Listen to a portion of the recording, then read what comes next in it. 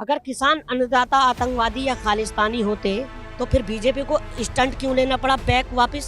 अगर कोई हक की बात करे तो ये बीजेपी वाले उन्हें उग्रवादी, आतंकवादी, खालिस्तानी, गुंडे। 56 साल का युवा फिरोज खान का पोता, वो चमचा बेरोजगार और ये बेरोजगार। तो साध्वी ठाकुर देश तोड़ने की बात करती है, जो खुद एक टेररिस्ट और आतंकवादी है। बीजेपी 400 पार हो या न हो, मगर लहसन 600 पार जरूर हो गया।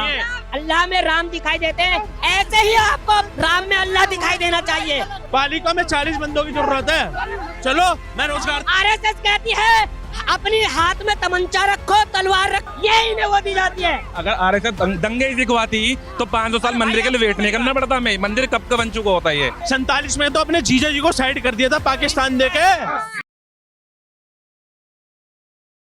अन्नदाताओं को आतंकवादी बोलना ये कहाँ का न्याय है? ये हम नहीं, विपक्ष लगातार सवाल उठा रहा है। कांग्रेस पार्टी जब से बैरिकेडिंग लगाई गई है, बॉर्डर को सील किया गया है, लगातार पूरा का पूरा अगर यूं कहा जाए एक्स जो है हैंडल सोशल मीडिया का ट्वीट से भर गया है सिर्फ कांग्रेसी नेताओं के।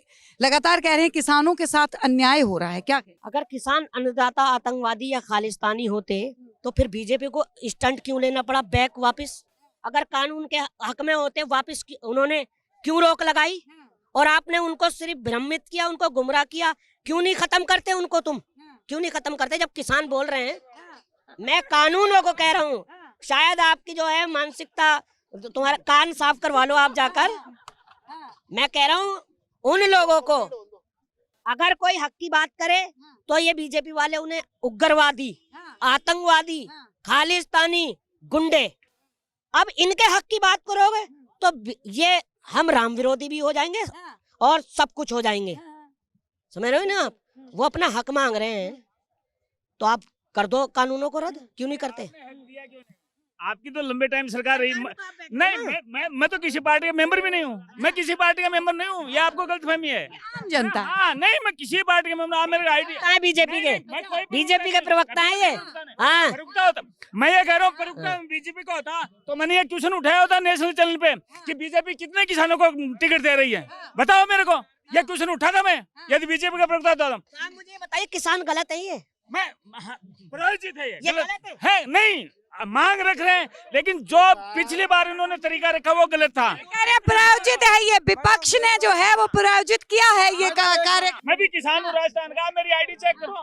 देखिए, किसान जो है पूरे भाई, ये भी इनके जो चप्पू है ना, आप प्रधानमंत्री, वो भी इन्होंने ही कहा था। सुनिए, ये वही किसान है जो अखिलेश यादव की रैली में कहते थे योगी को नहीं जितवाना। ये वही किसान है जो 980 बोतलें मिली थी ब्लेंडर की। किसान का ब्लेंडर की बोतलें पीता है। 16 लाख रुपए की बोतलें मिली थी। महंगे वाला ब्रांड बता दिया। ब्लेंडर पीता है। देखिए, भगवान है, इनके लिए भगवान नहीं है। इनके लिए इनका भगवान एक ही है, हमारे लिए किसान भगवान है। पूछो इनसे कि इनका किसान इनके लिए खुदा है। देखिए, मैं देखिए, मेरी बात सुनिए। देखिए, इतनी जल्दी हमारी जो एजेंसियां हैं उनके पास खबर नहीं आती, जो हमारे बीजेपी के प्रवक्ताओं पर, अनभक्तों पर आती हैं सारी सूचनाएं। भाई साहब, मैं भी रहूं, मेरे सामने तो दारू पी नहीं किसी ने। वो 56 साल का युवा फिरोज खान का पोता, वो चमचा बेरोजगार और ये बेरोजगार। इनसे ये पूछिए, इन्हें ज्ञान ही नहीं है। पहली बात तो फिरोज खान है ही नहीं। वो पारसी है या खान है? पहले बताइए। मैं तो फिरोज खान बोलूंगा उन्हें। बिना ज्ञान के मत बोला करो। जब बिना ज्ञान के फिरोज खान का पोता पप्पू चिड़िया उड़ा सकता है, सुनिए, जब वो सोने से आलू निकाल सकता है, चील कौवा को रोजगार दे सकता है। सुनिए, अब मैं जा रहा हूं चाय बनाने। कैसे? देखिए, गैस पे, स्टोव पे कोयला रख के मैं चाय बनाने जा रहा हूँ। जब वो बिना अंध दिमाग का बोल सकता है तो हम नहीं बोल सकते बिना ज्ञान के। अच्छा, इनके जो वो है जुमला प्रधानमंत्री, जो आजकल गोबर से गैस बना रहे हैं और आलू से सोना, वो भी इनके गोबर से तो गैस बनती। वो भी इनके जुमला प्रधानमंत्री ने बोला था कि आलू से सोना निकल रहा है। पीछे से डालो, आगे से डालो, सोना निकलेगा। अब वही पप्पू, सोना बना सकते हैं, आलू से पप्पू, सोना बना सकते हैं। अब वही पप्पू इनसे सबसे, ये जितने भ्रष्टाचारी सत्ता में बैठे ना, सबसे चप्पू चलवा देगा, चप्पू सब। आप सवाल सुनिए, एक सेकंड। राहुल गांधी की भारत जोड़ो न्याय यात्रा से डर गए अभी। दे रहा हूं। राहुल गांधी भारत जोड़ो यात्रा निकाले थे नहीं निकाले थे, ये भाई साहब भी शामिल था उसमें। ये फिर एक सेकंड भाई, भारत जोड़ो यात्रा निकाले थे वही कांग्रेस पार्टी के नेता कर्नाटक के अंदर में, जो DK Shiv Kumar deputy CM के भाई सुरेश कुमार, उसने बोलता है कर्नाटक के हम अलग देश की बनाने की मांग रखेंगे सरकार के सामने। आप भारत को तोड़ने का काम कर रहे हो, आपके नेता भारत को जोड़ने की बात करें, इनसे पूछ लो भाई साहब। अच्छा, मैं भाई साहब के एक सुन ले, जवाब दे रहे हैं वो, आप सुनिए। भैया मेहनत करता हूँ, ठीक है ना, समझ रहे हो नहीं, मेहनत करता हूँ मैं, मैं खाली राशन पे नहीं जीता। जवाब पहले जो सवाल पूछा है उसका जवाब दीजिए। देखिए, इनके कितने नेताओं के मैं भाषण बताऊं, इनके नेताओं के, जो साध्वी ठाकुर देश तोड़ने की बात करती है, जो खुद एक टेररिस्ट और आतंकवादी है, खुद मालेगांव की उसमें खुद आतंकवादी है, वो खुद आतंकवादी है, वो कहती है अपनी जेब में चाकू धुआंधार, वो रखिए तलवार, अपनी जेब में तमंचा रखिए, उन पे कोई आपत्ति नहीं, उन पे कोई एक्शन नहीं, उन पे कोई एक्शन नहीं होगा। एक बीमार है नित्यानंद, एक बीमार है नित्यानंद। अरे टच मत करो। यात्रा की बात किसने किया था? राहुल गांधी ने। भारत तोड़ने के नेता इससे ये पूछो, अरे इससे पूछो चावल के रेट पूछो इससे। आलू के सोना, आलू के सोना, और आज लहसुन 600 पार, आलू के सोना। सुनिए, बीजेपी 400 पार हो या ना हो, मगर लहसुन 600 पार जरूर हो गया। बहुत बढ़िया बात बोली है, लहसुन भाग्य में 500 पार हो चुका है। सुनिए, और वही वो जो फिरोज खान का पोता, हम तो यही बोलेंगे, अब जो समझना है। सुनिए, वो वही फिरोज खान का पोता है, सुनिए, जो कह रहा था राम मंदिर की जगह हॉस्पिटल बनवा दीजिए। 1300 करोड़ से ऊपर का बजट लेके न्याय यात्रा निकाल रहा है, तो वो काहे नहीं हॉस्पिटल बनवा देता? बताइए, पूछिए। बहुत बड़ा सवाल है। देखिए, ये तो पूरे विपक्ष ने बात, ये सुनिए, ये फिरोज खान का पोता बतला रहे हैं, फिर तो एक मिनट एक करके बोल। सुनिए, फिर बोलने दीजिए। जो स्मृति ईरानी के हस्बैंड है, वो तो इनके जीजा होंगे, जीजा। क्या बात है? अरे वो भी तो भैया, वो भी पारसी है। सुनिए, मैं जवाब देता हूँ। मेरी बहन ना मेरे घर में, मेरा हिंदू, सुनिए, मेरे घर में ना बहन किसी और घर में ब्याहती है, मेरे भाई से प्यार नहीं करता, तो मेरा तो जीजा है नहीं, इसका जरूर होगा। जो दूसरे पे कब्जा करके जिसको पनाह दी, जिसपे दर्ज खा के नौकरी दी, उसके ही हस्बैंड को हत्या के बैठ गई स्मृति ईरानी। आज कहाँ है वो? बोलोगे कुछ? कहाँ है वो?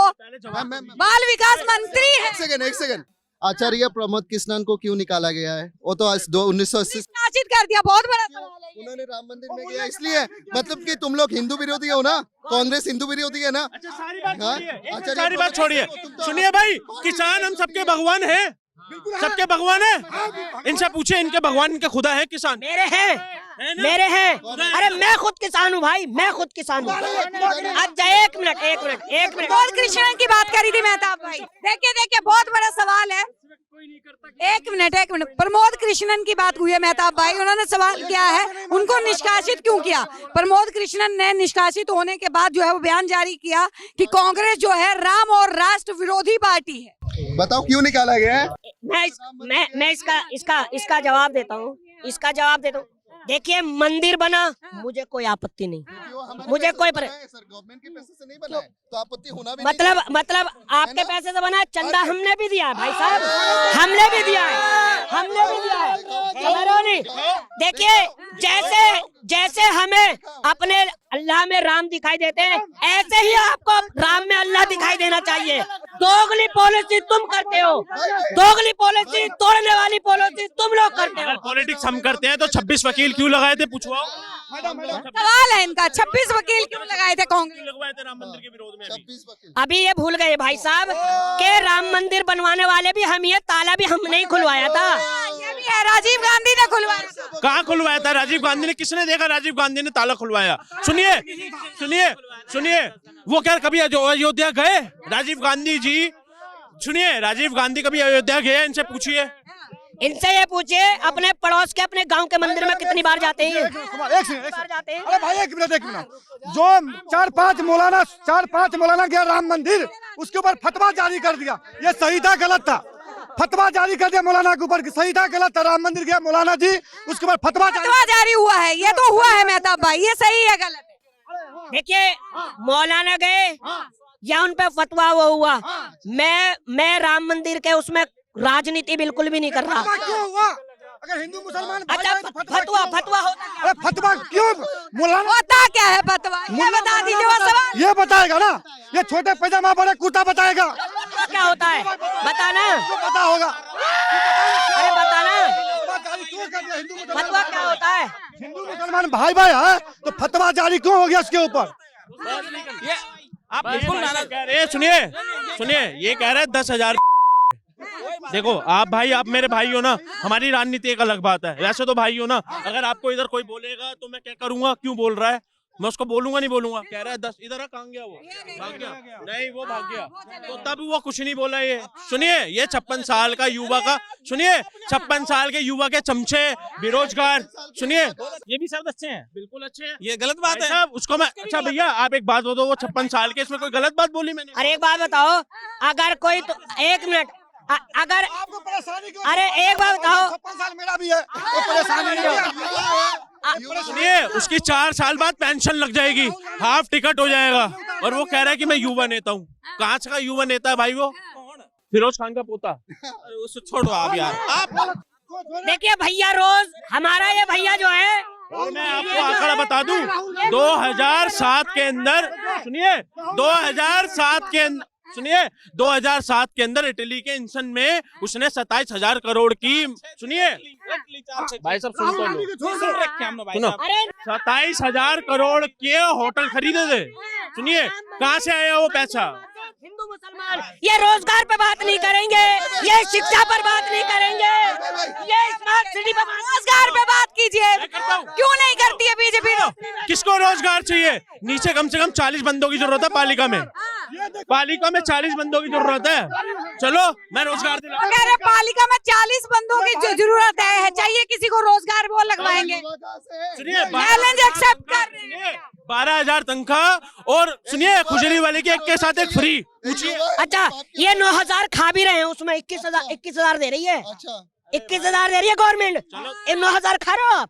21,000 की आपके अंदर क्षमता है कमाने की? क्या हो रहा है 12,000 में? इन जैसे लोग पत्थर भी, आरएसएस इनको ट्रेनिंग देती है पत्थर फेंकने की, आरएसएस इनको ट्रेनिंग देती है पत्थर फेंकने की। केंद्र सरकार तो किसी और के ऊपर आरोप लगाती है कि पत्थर फेंक। आरएसएस कहती है अपनी हाथ में तमंचा रखो, तलवार रखो, और वो रखी है गर्दन काटने की, ये इन्हें वो दी जाती है शिक्षा। लेकिन पत्थर कौन रखता है? सर इन्हीं के नेता है जाकिर नायक, मैडम इन्हीं का नेता है जाकिर नायक। बोल लो भाई, सुना, बोलता है जो इस्लाम धर्म के नहीं मानते उसको काफिर मानते हैं, काफिर से जंग करो, काफिर से जिहाद करो। इन्हीं के नेता है जो राहुल गांधी की बात करे, एक डाल पे उल्लू बैठे, एक डाल पे तोता ब्राह्मण बन के घूम रहा है फिरोज खान का पोता। क्या कहना? ये कह रहे हैं कि आरएसएस पत्थर भागने सिखाती है। एक मिनट, ये कह रहे हैं आरएसएस पत्थर फेंकना सिखाती है, आरएसएस बंदूक गोली चलाना सिखाती है। अगर आरएसएस दंगे ही सिखवाती तो 500 साल मंदिर के लिए वेट नहीं करना पड़ता हमें। मंदिर कब का बन चुका होता है ये। हम 500 साल इंतजार नहीं करते, लेकिन हमने संविधान को रखते हुए, कोर्ट के मान्यता रखते हुए आराम से हमने कोर्ट के फैसले को स्वीकार किया और उस चीज का निर्णय लिया। वहाँ मंदिर भी बना और बनना भी चाहिए। हमने क्या मांगे? 3 मंदिर, काशी, मथुरा और राम मंदिर। अगर वहाँ राम मंदिर से पहले आज तक मैं खुद, एक मिनट मैं खुद हो गया हूँ, राम मंदिर गया था, वहाँ होटल तक नहीं था। वहाँ होटल, एक मिनट, राम मंदिर में गया था, राम मंदिर का निर्माण भी नहीं हुआ था, वहाँ होटल तक नहीं था। आज वहाँ पर इतना रोजगार है, वहाँ होटल की कमी पड़ गई, इतने लोग पहुंच रहे हैं वहाँ पर। देखिए इन जैसे लोग गुरुद्वारे में खाना खाते हैं और उन्हें खालिस्तानी और उग्रवादी बताते हैं। ये 4 टाइम का खाना खाते हैं, वहाँ 4 टाइम खाना खाते हैं ये वहाँ गुरुद्वारे में। पूछो मैडम, खालिस्तानी बोलते हैं। मैडम एक सेकंड, भाई सही कह रहा। इनको पूछो, एक सेकंड, इनको पूछो मस्जिद में पे पूछ रहे क्या करते हैं भाई साहब? रॉबर्ट वाड्रा के साथ पार्टनरशिप बिजनेस है। हम क्या पूछ रहे हैं आपके? क्या करते हैं? हम क्या करते हैं? आप हमारा गार्डन हो क्या? हमारा यूं क्या है? कमा के खा रहा हूँ, समझ गए? कमा के खा रहा हूँ, कमा के यूं मत करो। चिड़न, इसे कहते हैं चिड़न। किस चीज की? ये सीखी है लोगों ने, ये कुछ समय से सीखी है। ये ना इसके अरे जेएनयू के प्रोफेसर हैं। इसकी जेब में इंशाल्लाह यही तो जेन्युइन वाले। नहीं, ये मोदी जी होने नहीं देंगे। इसकी जेब पिता रहता बैठ के बोरा बिछा के। इसकी जेब में 4-6 सर्टिफिकेट है, हिंदू मुसलमान JNU अटरम फटरम, इनसे क्या होगा? क्या होगा बताओ? पक्का माते ये भाषा ये बात सही का।